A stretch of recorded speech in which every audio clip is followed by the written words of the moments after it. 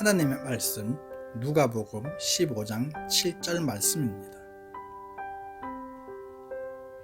내가 너희에게 이르노니 이와 같이 죄인 한 사람이 회개하면 하늘에서는 회개할 것 없는 의인 99으로 말미암아 기뻐하는 것보다 더하리라.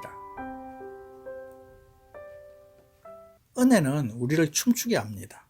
왜냐하면 은혜는 우리를 찬양하게 만들기 때문이죠. 은혜는 우리를 사랑하게 만들어요. 사람을 사랑하고 하나님을 사랑하고 교회를 사랑하게 만들어요. 은혜는 우리를 섬기게 만듭니다. 하나님을 섬기고 교회를 섬기고 사람을 섬기게 하죠. 내가 하려고 하는 게 아니라 내 안에 은혜가 나를 그렇게 만들어요. 은혜는 용서하게 만듭니다. 내가 용서받은 것에 감동이 크기 때문에 누구든지 마음이 상하고 속도 아프고 자존심도 상하고 하지만 결론은 용서해 주는 거예요. 내가 한 게 아닌 거죠. 내 안에 은혜가 나로 하여금 용서하게 만드는 거예요. 이게 은혜가 갖고 있는 영적인 파워라는 것입니다. 교회는 은혜 공동체가 되어야 합니다. 은혜를 모르던 사람들이 모여서 은혜를 알고 은혜를 배우고 그 은혜를 누리고 이렇게 살게 되면 교회는 자연스럽게 은혜 공동체가 될 수 있어요. 은혜는 성숙한 신앙인의 특징입니다. 그래서 이 은혜로운 사람이 있는 곳은 항상 그곳이 천국이 되는 거예요. 은혜로운 사람 때문에 그곳에 모여 있는 사람들이 풍성하게 되는 거예요. 왜냐하면 은혜는 우리를 풍성하게 만들어주기 때문이죠. 은혜는 천국의 특징입니다. 따라서 은혜로운 사람은 어느 곳에 있든지 그곳을 천국으로 만들어요. 이게 은혜의 사람입니다. 여러분의 일상 속에서 매 시간 여러분이 있는 곳, 그곳이 어디든 여러분 때문에 천국이 되기를 축복합니다. 그게 가정이든 교회든 구역이든 여러분이 교회 밖에 혹은 다른 교회 사람들과 어우러지는 어떤 공동체든 모임이든 은혜로운 여러분 때문에 그곳이 은혜로운 천국이 되는 거예요. 이게 교회의 모습입니다. 하나님의 이미지 그러면 사랑이 강력하게 우리에게 인식되어 있는 것처럼 교회 그러면 은혜가 강력하게 우리에게 인식되는 것이 필요하다는 거죠. 동시에 크리스찬으로서 나를 상징하는 게 뭘까? 아, 그 사람 참 은혜로워. 말하는 것도, 마음 쓰는 것도, 섬기는 것도, 행동하는 것도, 아, 참 은혜로워. 이게 누굴까요? 이게 여러분들인 거예요. 이게 교회인 것입니다. 그래서 오늘 어메이징 그레이스 마지막 시간으로 이 은혜로운 교회에는 어떤 특징이 있는가, 그것을 몇 가지 살펴보도록 하겠습니다. 먼저 이 은혜로운 공동체로서의 교회 안에는 항상 뭐가 있느냐? 말씀과 치유가 있다는 것입니다. 자, 예수님을 보면 예수님의 사역 내용 속에 이 두 가지가 항상 같이 있었다는 거예요. 마태복음 4장 23절 예수께서 온 갈릴리에 두루 다니사 그들의 회당에서 가르치시며 천국 복음을 전파하시며 백성 중에 모든 병과 모든 약한 것을 고치시니. 예수님의 사역이 일종의 은혜 사역인데 왜냐하면 공짜로 다 베풀어 주는 거였어요. 그 은혜 사역의 내용이 뭐냐? 가르치시고 복음을 전파하시고 이거는 말씀이죠. 모든 질병과 아픈 곳을 고쳐주셨다. 이건 치유라는 거예요. 그러니까 예수님은 어디를 가든지 말씀이 있었고 치유가 있었다는 것입니다. 은혜로운 교회는 말씀이 살아 있어야 합니다. 성도들의 삶에서 말씀이 능력으로 나타나야지 돼요. 왜냐하면 말씀이 능력이 돼야 그 말씀의 능력이 나를 치유하고 나를 회복시키기 때문에. 히브리서 4장 12절에 있는 말씀 그대로 살아있고 운동력이 있어서 우리의 심령과 골수를 찔러 쪼갠다는 말은 뭐냐면 말씀으로 우리를 치유하고 회복한다는 것입니다. 따라합시다. 말씀이 있는 곳은 치유가 있습니다. 말씀이 있는 곳은 회복이 있습니다.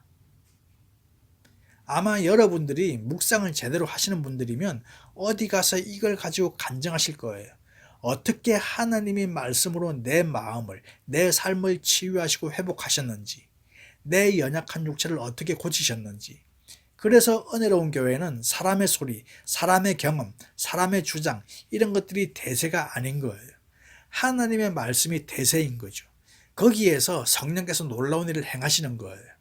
따라서 교회는 말씀이 잘 강조되고 가르쳐야 돼요. 성도들은 그 말씀을 잘 배우고 듣고 그리고 묵상해서 그 말씀의 능력에 사로잡혀 사는 거예요. 그러면 우리 교회는 은혜의 공동체로서 견고하게 이 땅에 세워져 갈 줄로 믿습니다. 두 번째, 이 은혜로운 교회 공동체 안에는 무엇이 있는가 하면 마태복음 9장 35절, 36절입니다. 예수께서 모든 도시와 마을에 두루다니사 그들의 회당에서 가르치시며 천국 복음을 전파하시며 모든 병과 모든 약한 것을 고치시니라. 무리를 보시고 불쌍히 여기시니 이는 그들이 목자 없는 양과 같이 고생하며 기진함이라. 여기 35절에도 예수님이 말씀과 회복, 이 은혜의 놀라운 일들을 행하신 것이 반복돼 기록되어 있고, 플러스 36절에 보면 그러한 말씀과 치유와 회복을 행하시게 된 동기가 어디에서 나왔느냐? 무리를 보시고 불쌍히 여기신 거예요. 그러니까 은혜 공동체 안에는 불쌍히 여기는 마음, 사람에 대하여 긍휼히 여기는 마음을 갖는다는 거예요. 따라합시다. 긍휼히 여기는 마음을 가집시다. 이게 예수님의 마음이요, 이게 은혜의 마음인 거죠. 은혜로운 교회에는 예수님의 긍휼하심이 그 교회에 가득한 거예요. 반대로 은혜롭지 못한 교회는 그 교회가 정죄와 비판으로 가득한 거예요. 이 은혜의 반대가 정죄와 비판인 것입니다. 예수님은 정죄와 비판으로 당신의 사역을 한 게 아니고 은혜로 그들을 불쌍히 여기는 마음으로 사역을 하셨어요. 특별히 우리가 신앙생활을 하면서 우리 모두에게 그 마음이 필요한 거예요. 긍휼히 여기는 마음, 비판하기에 앞서서, 정죄하기에 앞서서, 판단하기에 앞서서 사람을 본질적으로 긍휼히 여기는 마음. 여러분, 은혜를 아는 사람은 하나님이 나를 긍휼히 여기셨기 때문에 내가 오늘 이렇게 그분의 자녀가 되었다는 이 경험이 있기 때문에 하나님의 나를 보시는 그 긍휼히 여기는 마음이 기본적으로 세팅이 되는 거예요. 그래서 사람을 볼 때 불쌍히 여기는 마음이 나도 모르게 나오는 거예요. 여러분이 목회자를 볼 때도 긍휼히 여기는 마음을 가지고 보시고, 목회자들이 여러분을 볼 때도 긍휼히 여기는 마음을 가지고 서로 보는 거예요.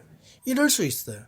여러분들이 목회자들을 보면서 주일 낀 명절 때 보면 여러분들은 명절이라고 부모님 뵈러 가기는 하지만 목사님들은 얼마나 쓸쓸할까?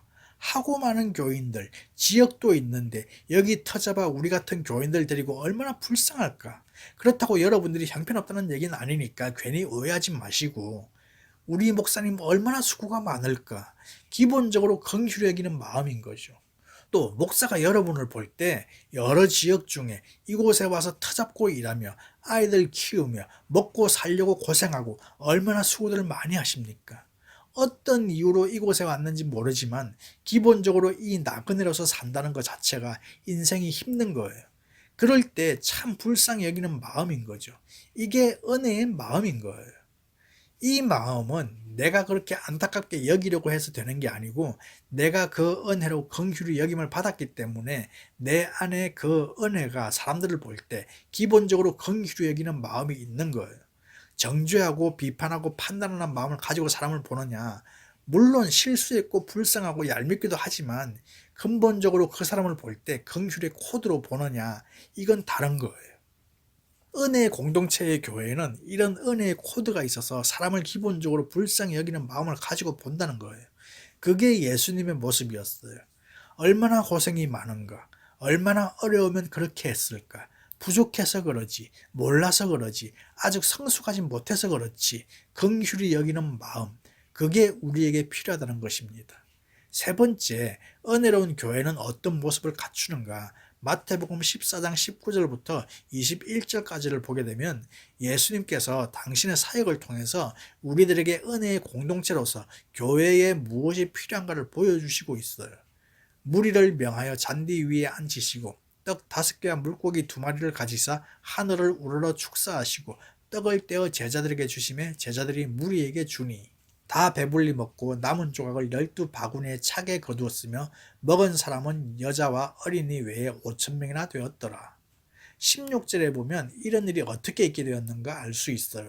16절, 예수께서 이르시되 갈 것 없다. 너희가 먹을 것을 주라. 은혜로운 교회는 말씀과 치유만 있는 게 아닙니다.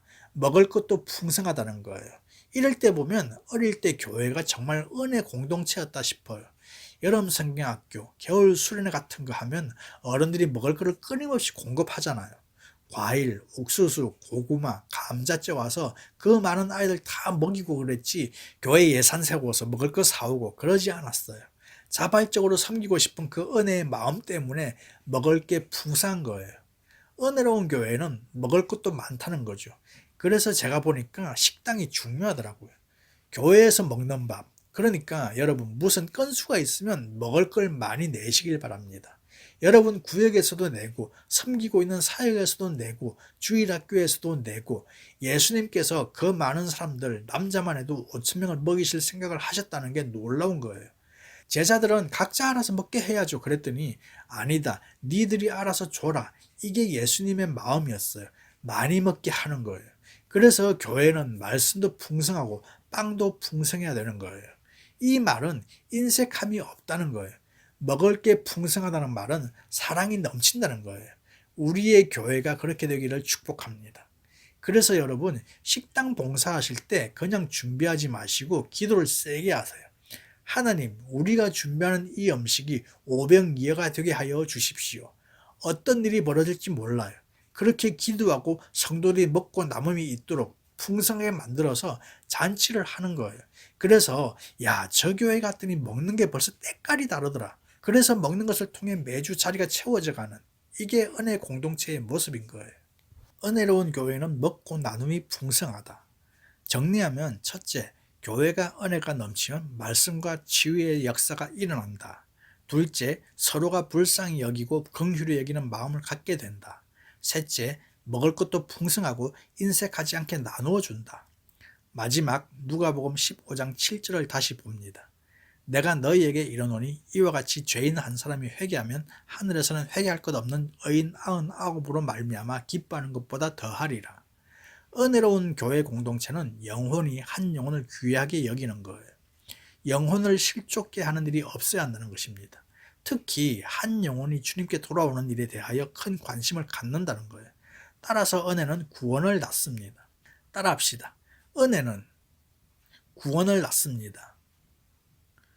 교회는 이 영혼이 구원받는 일이 계속되어야 한다는 것이죠. 이것이 없으면 교회로서의 자리매김을 할 수가 없다는 거예요. 이 시간 우리 교회를 통해서 구원받는 영혼이 많아지기를 선포하고 축복합니다. 은혜로운 교회, 우리들이 만들어갈 은혜로운 교회, 여러분들이 은혜로운 성도가 되길 다시 한번 축복합니다. 그동안 은혜 시리즈를 함께하며 은혜가 풍성한 사람으로 변화되어진 은혜로운 여러분들로 인하여 우리 교회가 세상에서 가장 은혜로운 교회로 건강하게 세워져 가기를 주님의 이름으로 축복하고 선포합니다.